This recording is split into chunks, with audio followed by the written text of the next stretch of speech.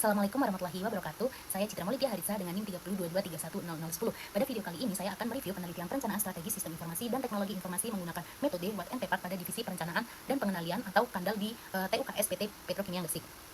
Nah, yang pertama kita bahas dari ruang lingkup topik penelitiannya terlebih dahulu. Pada penelitian ini berfokus pada divisi perencanaan dan pengendalian. Nah, di divisi ini itu memiliki peran penting dalam mengelola perencanaan operasional pelabuhan, lalu perencanaan pemeliharaan, pengelolaan material, monitoring vendor, pembuatan laporan bulanan dan tahunan, serta pengembangan teknologi pendukung kegiatan pelabuhan. Nah, secara garis besar, sasaran dari penelitian ini adalah mengidentifikasi kondisi sistem informasi dan teknologi informasi yang digunakan saat ini, lalu menemukan permasalahan serta kesenjangan dalam proses dan sistem, lalu menentukan kebutuhan SI atau TI yang harus dikembangkan untuk masa depan. Dan yang terakhir, menyusun rekomendasi berupa portofolio aplikasi dan roadmap SI atau TI yang selaras dengan tujuan bisnis TUKS tersebut. Nah, untuk mencapai tujuan tersebut, penelitian ini menggunakan kerangka Watt and Pepard, di mana kerangka ini itu cocok untuk organisasi yang ingin menyusun arah strategis SI atau TI secara komprehensif. Nah, tahapannya itu meliputi analisis lingkungan internal dan eksternal bisnis, lalu analisis lingkungan internal dan eksternal SI atau TI, identifikasi kebutuhan SI atau TI, dan perumusan strateginya. Nah, dalam analisisnya, penelitiannya ini juga menggunakan tools pendukung seperti building blocks, terus SWOT, business capability mapping, dan McFarlane strategic grid untuk menentukan prioritas dan arah pengembangan sistem.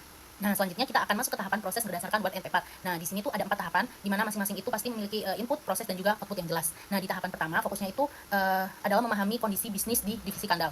Input yang digunakan meliputi struktur organisasi, lalu proses bisnis divisinya, dokumen perencanaan, laporan, dan SOP, lalu hasil wawancara dan FGD-nya. Nah, proses yang dilakukan itu menganalisis building block-nya untuk memetakan fungsi bisnis, lalu menganalisis SWOT-nya untuk mengidentifikasi kekuatannya, kelemahan, peluang, dan ancaman, lalu mengidentifikasi pain point atau titik masalah pada proses yang sedang berjalan.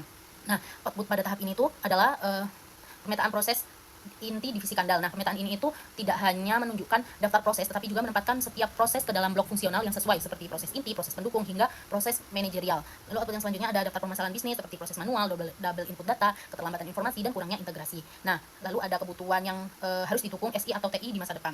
Untuk tahap kedua ini berfokus pada kondisi SI atau TI yang saat ini, yaitu analisis lingkungan internal dan eksternal SI atau TI. Input yang digunakan itu daftar aplikasi yang sudah ada, seperti Petroport, lalu SAP, SI, PS, DOF, Sianin, Dendi, dan HCDF, lalu infrastruktur TI pendukung, dan tren teknologi informasi di industri pelabuhan lain. Nah, proses yang dilakukan itu menganalisis aplikasi existing, mengidentifikasi kelebihan, kekurangan, dan gapnya. Lalu menganalisis dari sisi eksternal, seperti melihat perkembangan dan penerapan teknologi di industri lain sebagai pembanding. Untuk outputnya sendiri, katalog aplikasi yang berjalan seperti mencakup seluruh sistem yang digunakan seperti Petroport tadi, lalu DOF itu, dan lain-lainnya. Nah, terus juga menemukan daftar permasalahan seperti integrasi yang minim, pencatatan manual, tidak adanya pemantauan real time. Nah, sebenarnya masalah utama itu yang ditemukan adalah sistem-sistem ini belum terintegrasi sehingga data itu tidak sinkron dan harus di-input berulang kali. Nah, lalu yang terakhir, output yang terakhir itu mengidentifikasi gap antara kondisi saat ini dengan kebutuhan bisnis masa depan.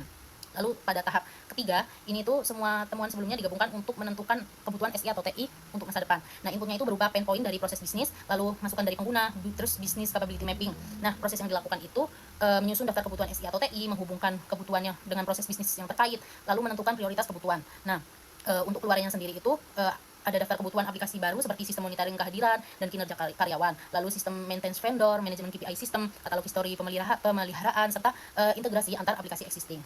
Nah, lalu ada rekomendasi untuk meningkatkan atau mengembangkan aplikasi yang ada agar sejalan dengan kebutuhan proses bisnis di masa depan. Lalu yang terakhir, di tahap 4 yaitu perencanaan strategi SI atau TI-nya. Nah, pada tahap ini tuh disusun inputnya itu adalah daftar kebutuhan SI atau TI dari tahap sebelumnya, lalu hasil analisis gap antara kondisi saat ini dan kebutuhan di masa depan, lalu prioritas aplikasi dari McFarlane Grid-nya tersebut. Nah, proses yang dilakukan itu penyusunan portofolio aplikasi. Pada langkah ini, seluruh kandidat aplikasi diklasifikasikan menjadi 3 kategori, yaitu ada continuous is, upgrade, dan new system. Nah, lalu ada penentuan prioritas pengembangan, mengatur tingkat urgensi berdasarkan dampak bisnis, tingkat risiko, dan kebutuhan integrasi.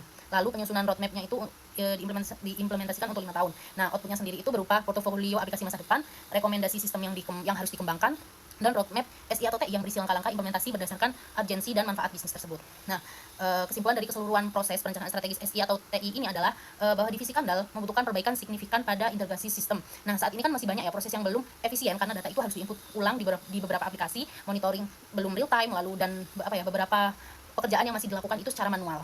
Nah, melalui metode Watt and Pepard ini, penelitian ini tuh berhasil menyusun kebutuhan SI atau TI yang selaras dengan proses bisnis seperti sistem monitoring pekerjaan non-organik, lalu integrasi DOF dengan Petroport tadi, lalu manajemen KPI real time, dan sistem katalog histori pemeliharaan. Nah, akhirnya dirumuskanlah portofolio aplikasi serta roadmap implementasi selama 5 tahun yang dapat membantu KANDAL ini menjadi lebih efisien, terukur, dan mendukung operasional pelabuhan yang semakin kompleks.